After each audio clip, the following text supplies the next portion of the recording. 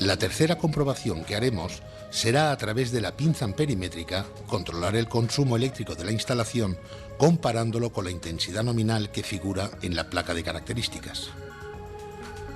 La presión idónea en aire acondicionado utilizando R22 será de 60 psi o 4.2 bars, correspondiente a más 1 grado centígrado. Con esta temperatura de evaporación podremos controlar la humedad relativa del aire a su paso por el evaporador. En caso de evaporar a temperatura negativa, la humedad del aire quedaría atrapada en forma de escarcha, taponando el serpentín evaporador. Esta presión de baja está influenciada por la temperatura ambiente que rodea la unidad condensadora, y como acostumbra estar instalada en el exterior, tendremos que tener en cuenta que a mayor temperatura exterior, mayor presión de alta.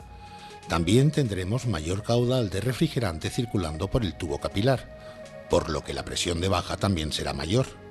El consumo eléctrico aumentará debido al aumento de ambas presiones, y el recalentamiento de los vapores a la salida del evaporador se reducirá.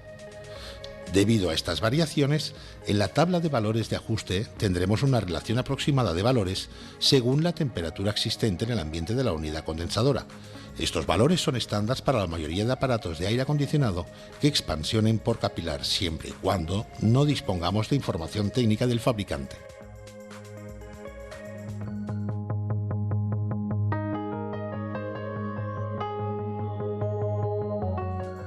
A continuación, pasaremos a realizar 3 ejemplos de ajuste con diferentes temperaturas exteriores.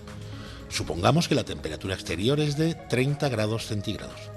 Consultando la tabla de ajustes, sabremos que la presión de baja aproximada estará sobre 60 psi, que el recalentamiento estará situado sobre 10 grados centígrados y que el consumo eléctrico estará algo inferior al 88% de la intensidad nominal.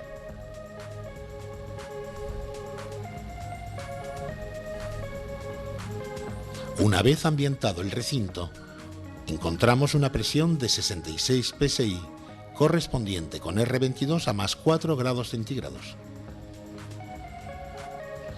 Y el termómetro nos indica una temperatura de más 9 grados centígrados.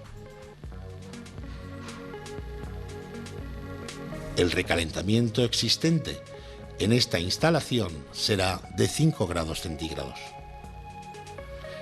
En este caso, tendríamos que descargar refrigerante hasta que la diferencia entre la temperatura de evaporación y la temperatura del termómetro estuviera en 10 grados centígrados.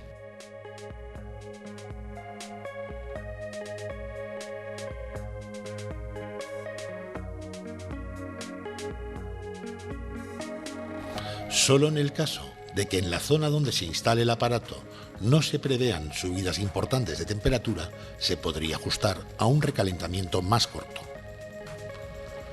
Pero si a la misma temperatura ambiente de más 30 grados encontramos la presión a 54 psi, correspondiente a menos 2 grados centígrados, y el termómetro detecta una temperatura de más 15 grados centígrados, tendríamos en este caso 17 grados centígrados de recalentamiento, por lo que tendríamos que entrar refrigerante hasta conseguir los 10 grados centígrados de recalentamiento.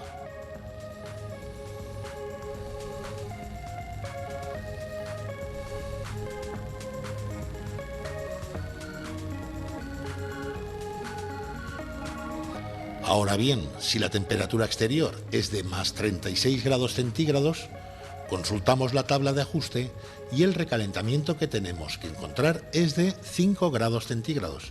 O sea, tendremos que evaporar a una temperatura que, restada a la del termómetro, nos dé 5 grados centígrados.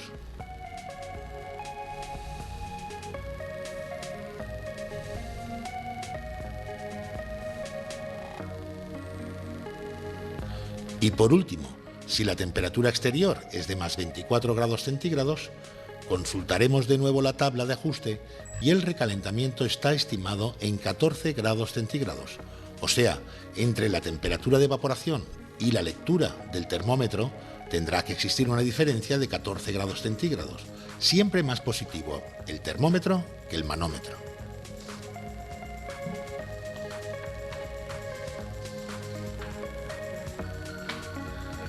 En caso contrario, entraremos o sacaremos gas a la instalación hasta conseguir el recalentamiento oportuno, como para que el día más caluroso del año, en la zona que nos encontremos, tengamos un recalentamiento que nos asegure una máxima producción frigorífica sin el peligro de que nos llegue refrigerante en estado líquido a la aspiración del motor.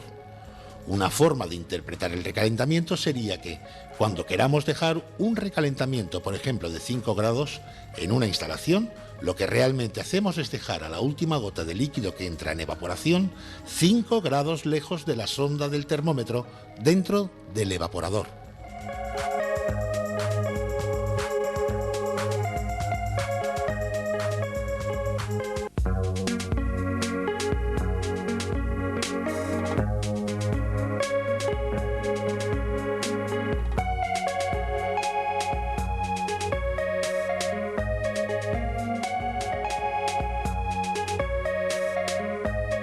El método que seguiremos en técnicos de servicio para diagnosticar las diferentes averías que se puedan ocasionar en este tipo de acondicionadores se basarán en inspeccionar 3 puntos de la instalación y tomar 2 mediciones. Haremos una primera inspección visual de en qué estado se encuentra la batería evaporadora y comprobaremos si está total o parcialmente escarchada, si no tiene escarcha, si está fría o no al tacto. A continuación, comprobaremos el estado de la línea de líquido. Veremos si está escarchada o no, qué temperatura tiene al tacto, veremos si tiene o no mucha condensación de agua en su superficie y las mismas comprobaciones realizaremos en la línea de aspiración. Seguidamente, tomaremos la presión de evaporación, ya que la mayoría de aparatos disponen de esta toma al exterior, y comprobaremos si la presión existente está por debajo o por encima de la que consideremos como normal. Por último, instalaremos la pinza amperimétrica y comprobaremos si el consumo eléctrico está por encima o por debajo del que también estimemos como normal. Con estas primeras comprobaciones, que son las más rápidas de hacer, tendremos los datos necesarios para diagnosticar la mayoría de averías frigoríficas que se producen en un aparato de aire acondicionado de estas características. Ahora bien, según la necesidad que tengamos de más datos, iremos realizando diferentes mediciones hasta poder dar un diagnóstico de la avería serio y real de los motivos que la han ocasionado. Instalaremos el termómetro al final del evaporador para la medición del recalentamiento.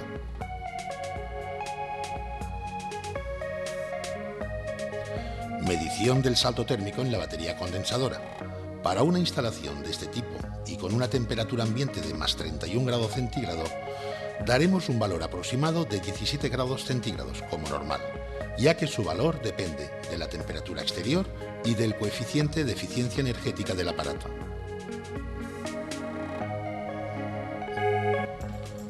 Medición del salto térmico en la batería evaporadora, o sea, la temperatura del aire de impulsión y la temperatura del aire de retorno. Igual que en el caso anterior, daremos un valor aproximado de 10 grados centígrados, ya que este valor es variable según la humedad relativa que tengamos en el ambiente y el coeficiente de eficiencia energética que tenga el acondicionador. La mayoría de estos aparatos no disponen de toma de alta presión al exterior, por lo que en el caso de llevarla estaría en el interior de la condensadora, teniendo que desmontar el mueble, y dado que su ubicación normalmente es de difícil acceso, aprenderemos a diagnosticar averías sin disponer de la presión de alta ni del subenfriamiento del líquido.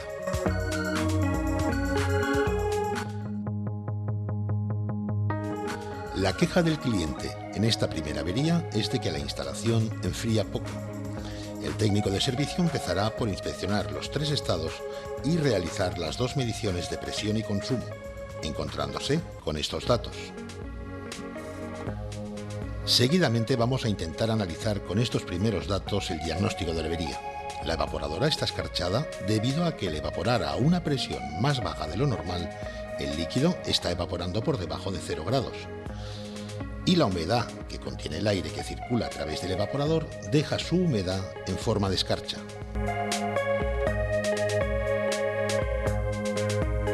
Al haber disminuido la presión de baja, al compresor le cuesta menos